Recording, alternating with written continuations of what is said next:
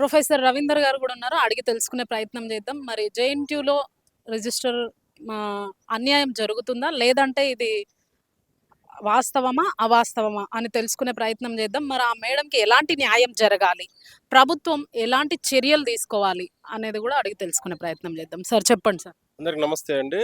Professor Jayalakshmi గారు, వాళ్ళది మహబూబ్‌నగర్, పాలమూరు జిల్లా, వలసల జిల్లా. ఆమె ఇక్కడ ఎంసెట్లో రాసి టాప్ 100లో ర్యాంక్ వచ్చిన మెరిట్ విద్యార్థి. ఉస్మానియాలో ఇక్కడనే ఇంజనీరింగ్ కాలేజ్లో బీఈ ఎలక్ట్రికల్ చదివారు. 91 పాస్ అవుట్ బ్యాచ్. ఒక మహిళగా ఉండి ఇక్కడ హాస్టల్లో కింది మీద కష్టపడుతూ ఆ తర్వాత గేట్ ర్యాంక్ తోటి ఆర్ఈసీ వరంగల్, ఇప్పుడు ఎన్ఐటి వరంగల్ అంటామో అక్కడ ఎంటెక్ చేశారు. తర్వాత పిహెచ్డి, జేఎన్టీయూ అక్కడే assistant professor, associate professor, HOD. ఒక ప్రప్రథమంగా జేఎన్టీయూలో ఉన్న ఇంజనీరింగ్ కాలేజ్ ప్రిన్సిపల్గా, మహిళా ప్రిన్సిపల్గా తను అపాయింట్ అయ్యారు. ఆల్రెడీ పనిచేసిన అనుభవం ఉంది. ఆ తర్వాత డైరెక్టర్ పొజిషన్స్ చేశారు.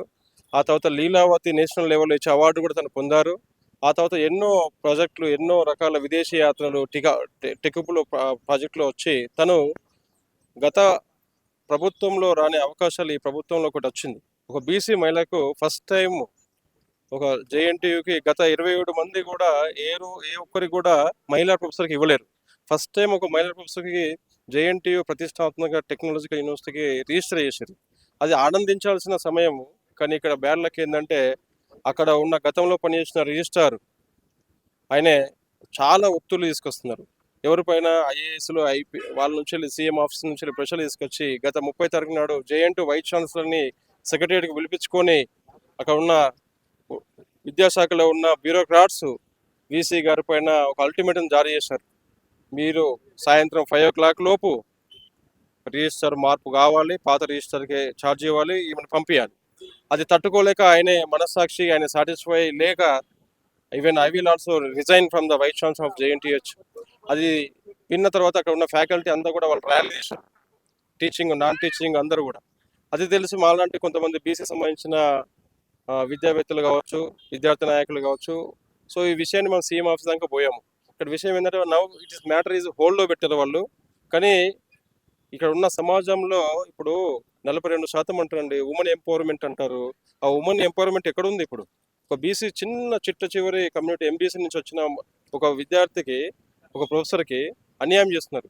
సో ఇది చాలా అన్యాయం, చాలా ఘోరం అండి. ఇది జేఎన్టీ హిస్టరీలో ఇలాంటిది ఏ యూనివర్సిటీలో జరగలేదు. 45 రోజులకే ఆమె ఒక టర్మ్ ఇవ్వండి కదా, ఒక 1 year ఒక టర్మ్ ఇస్తే how she empowering, how she changes the JNTU, ఒక లెగసీ అనేది కంటిన్యూ చేస్తారు. కాబట్టి మీ అందరం ఏంటంటే ఒక రిక్వెస్ట్ చేస్తున్నాం గవర్నమెంట్కి, ఇది చాలా అన్యాయము. మహిళా ప్రొఫెసర్కి దట్టు బీసీ నుంచి వెళ్ళి ఇది ఒక రిప్రజెంటేషన్, ఇది ఒక ఆత్మ గౌరవం అందరికి. అంటే జాబ్ వచ్చిన 45 days కే మళ్ళీ తొలగించాలని చూస్తున్నారు. ఎస్, అవునండి. తొలగించాలి అనుకున్న దాని వెనుక కారణాలు ఏముండొచ్చు అంటారు? కారణాలు ఏంటంటే గతంలో పనిచేసిన రిజిస్టర్ అక్కడ చాలా అవినీతి ఉన్నాయి. ఆయన పైన ఎన్ఫోర్స్మెంట్ సంబంధించిన కమిటీ చేశారు. అది తట్టుకోవాలంటే ఆయన again I want to back to the chair. అది మాకు ఉన్న విశ్వసనీయ సమాచారము. కాబట్టి ఆ చైర్లో ఉంటే ఈ కెన్ సైడ్ దట్ మ్యాటర్. కాబట్టి జేఎన్టీయూని ప్రక్షాళన జరగాలంటే కొత్త ఈ వైస్ ఛాన్సలర్ గారు, ఇప్పుడున్న గవర్నమెంట్ ప్రాపర్గా అక్కడ నిజాలు తెలుసుకొని ముందుకు పోవాలని మేము కోరుకుంటున్నాం. వాళ్ళ అక్రమాలు బయటికి రావద్దు కాబట్టి మేడంని తొలగించాలని చూస్తున్నారు. 100% అండి. అది జేఎన్టీయూలో పనిచేసే ప్రతి టీచింగ్, నాన్ టీచింగ్ దాదాపు ఒక 150 మంది అక్కడ ర్యాలీ చేశారు. ఎందుకు తీశారండి? వాళ్ళ అరాచకాలు తెలుసు కాబట్టి. కాబట్టి ఇది ఏంటంటే ప్రతి విద్యార్థికి అక్కడ ఉన్న టీచింగ్, నాన్ టీచింగ్ ఏంటంటే జేఎన్టీ ఒక లెగసీ అండి. అది ఒక టెక్నాలజికల్ యూనివర్సిటీ, దేశంలో ఎక్కడ లేదు. అలాంటి యూనివర్సిటీని కాపాడుకోవాలి. ఇది అందరిపైన బాధ్యత. ఒకవేళ తొలగిస్తే నెక్స్ట్ ఏం చేయాలనుకుంటున్నారు? తొలగిస్తే అప్పుడు బీసీ సమాజం, ఇందాక జాజుల సీనన్న కానీ మన ఉదయ్ లాంటి చాలా మంది విద్యార్థి నాయకులు ఉన్నారు. ఇది తీవ్ర రూపం రాష్ట్ర వ్యాప్తంగా బీసీల అగ్నిగుణం అయిపోతుంది. రాష్ట్రము బాగుండదు. సో అలాంటి అవకాశము సీఎం గారు ఇవ్వరని మేము ఆశిస్తున్నాము. సో తను ఒక టర్మ్ చూడండి, ఒక 1 year ఒక టర్మ్ చూస్తే షీఈ్ వర్కింగ్ ఆర్ నాట్ అనేది మీకు తెలిసిపోతుందండి. Thank you.